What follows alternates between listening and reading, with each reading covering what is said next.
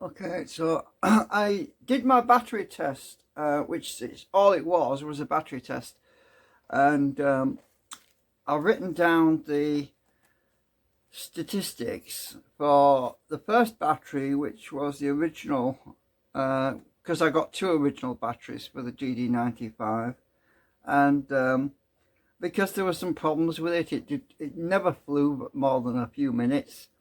So I've actually got the actual data which I've written down.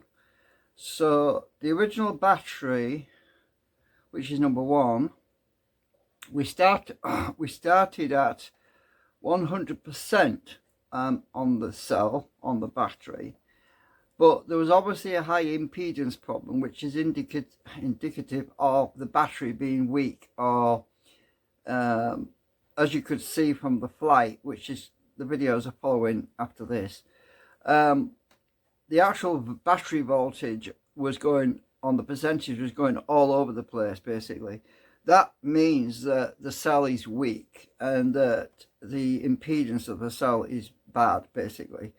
So I wanted to keep this as close as possible. I wanted to keep the flight time as close as possible so that we could measure the percentage rather than the flight time itself. But when we started at 100%, when I started flying, the battery immediately dropped to like around 70-60%, and it was all over the place. You can't really get an accurate number from a bad cell anyway. It was just so erratic. You can see in the top of the screen on the video when it comes up how the percentage was going all over the place, and it unsettled me a bit because it was just I couldn't tell what was going on with it really. The cell, it was just all over the place, and at one point it dropped to the threshold point, which triggered the automatic return, automatic landing.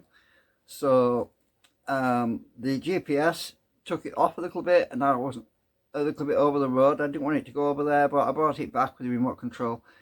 So the total flight time with that poor cell, that bad cell, was 2 minutes and 26 seconds. I mean, that's even worse than what I guesstimated before, which was, I thought it was like 5 minutes or 4 minutes or something.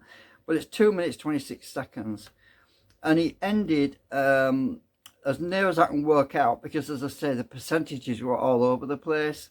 As near as I could see, just before it actually landed, it was at 13%, but it was jumping around, so you can't really tell. But the impedance, even after I charged the cell up, when I brought it back in, oh, that's another point I need to mention. I charged both the original cell and the upgraded battery on the same day, and that was about 4 or 5 days ago. So they were both charged at the same, in the same day, you know, within the same couple of hours or so anyway. So in theory, both cells, the original battery and the upgraded battery, should have been equal, but they weren't because of the fact that the original cell was bad. So anyway, when I put in the upgraded battery, which we call battery number 2, I didn't even fly it until it was discharged, because I just wanted to get the percentage. So when I put the upgraded battery in the drone, and I took off, it was started at 66%. So the battery indicated it wasn't even fully charged, right? So we started at 66% on the charge level. And when I finished that flight, and that flight was, I actually went over what the original battery was. So I actually flew that for 2 minutes and 48 seconds. So I only flew it for 2 minutes and 48 seconds, but when I finished the flight, it wasn't an automatic return or anything like that. There was no warnings or anything. I ended at 43%. So you have to think about that. So I actually flew considerably longer, extra few seconds, and we only ended at 43%. So the battery was still good. I could have taken off again and flown it even longer. But so let's work that out. So and it was very stable as a rock. So on the second battery, the percentages weren't going all over the place, up and down. They were very stable. They actually came down gradually from 66% to 43%. There was a slight fluctuation, but it wasn't as crazy as the first battery was, the original battery. So 43%, let's see, that's just a fraction over 20%. Let's see, that's be about probably 23%. So I only used about 23% of battery for a flight time of 2 minutes and 48 seconds. So the upgraded battery is definitely a lot better. As I say, I charged them both up about 5 days ago, and they do tend to go a little bit flat when they're sitting in the battery box. I mean, each battery has got a built-in voltage balancer in there, and the balancer itself will automatically discharge the cells to over time, so that if you're not flying the drone for a long period of time, if it's in the cupboard for example and you're not using it, it's supposed to bring the cells down to a safe storage voltage. So anyway, so that's the statistics, and I'm going to stick the 2 flights after this. So the first video will be the battery number 1, which is the bad cell, and the second video will be battery number 2, which is the stable cell. Okay, right, thanks. I don't need to say thanks for watching because I'm not finished yet, have I? Bye for now. I still did it. Okay, so I'm going to try with the original battery first. I've got another original battery for the GD95. I can't open the door now. Hang on a minute. I need to put my coat on. Oh, damn it. I'm knocking my sunglasses all over the place.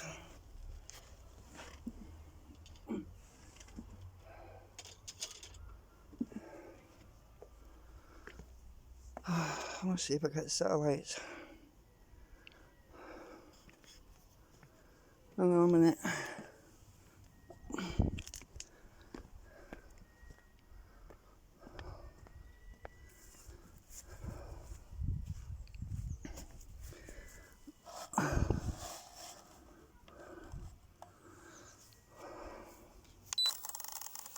Oops. Right. Let's see.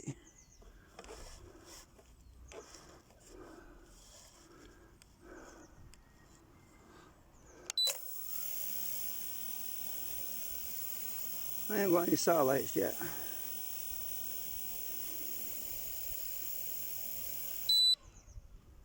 You having fun? Yeah, I'm waiting for satellites. I haven't got any at the moment.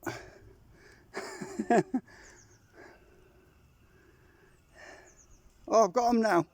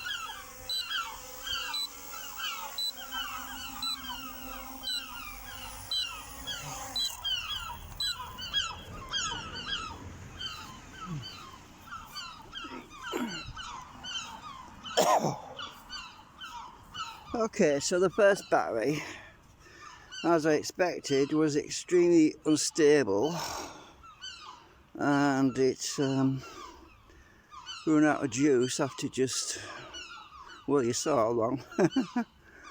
So let's try another battery. It tried to fly away as well. Wait, hang on a minute.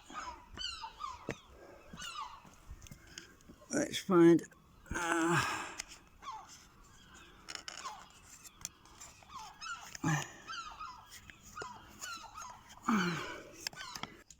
Okay, recording. Oh.